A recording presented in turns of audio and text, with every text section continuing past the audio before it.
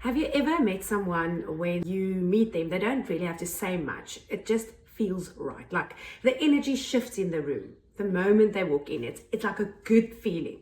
But then there's others that everything looks fine on the surface, okay, and they say the right things, they do the right things, but your gut just says something is off.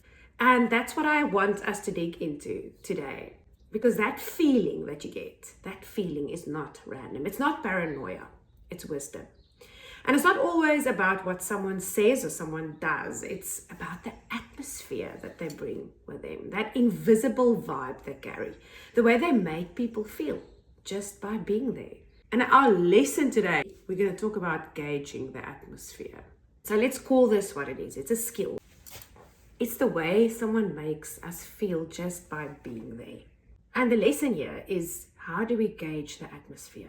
So let's call this what it is. It is a skill, and one we need to develop, because learning how to read the atmosphere someone brings into a room is a major part of learning who you can trust, learning who you can build with, and also who you should probably keep at a distance.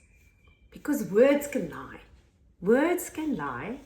Actions can be rehearsed. But energy, no way. Atmosphere, lot harder to fake. And your body picks up on it. You know, that's like that tight feeling you get in your chest when you meet someone. And there's like a tension in your guts.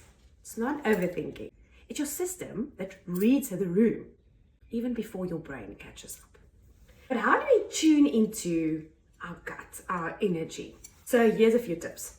Notice how you feel after spending time with someone. Do you feel lighter? Do you feel second guessing yourself? Do you feel grounded, or do you feel unsettled? And watch how people treat other people. That says everything. You know, there's this urban legend that says how someone treats a waiter. But it's also like, how do they treat the cleaner? How do they treat someone who can't mean anything to them or be of benefit to them? And that's where the real atmosphere of someone leaks out. You know what else? We have to stop making excuses for when something feels off. You don't need a reason. You don't need to wait for proof. If it doesn't feel right, that's enough. If it doesn't feel right, ask yourself the following. Does this person bring peace into my life or chaos? Not just in moments of stress, but even every day, in the quiet interactions. What is the tone that this person carries? And this is emotional intelligence in action. It's tuning into the unspoken. It's trusting the signals your body is giving you. And even when your mind, wants to play diplomat, like you'll sense something, but your mind is saying, oh, this person is driving a nice car and they're dressed quite well, but in my gut, I'm just feeling something that's not right. Remember, this is self-protection and it's leadership. It's choosing discernment over blind trust. So here's the final message. Be the atmosphere that you want to receive. And hey, this isn't just about other people. It's about us too.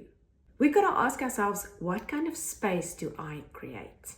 Do I make people feel safe? Do I bring clarity and peace? Or do I bring confusion and pressure? Because the real power here isn't the words or the resume of the performance. It's in the feeling you leave behind. So next time you're unsure about someone, pause. Forget the stuff. Forget the surfaces for a second. And ask yourself, what does the room feel like when they enter? And what does the room feel like when they leave?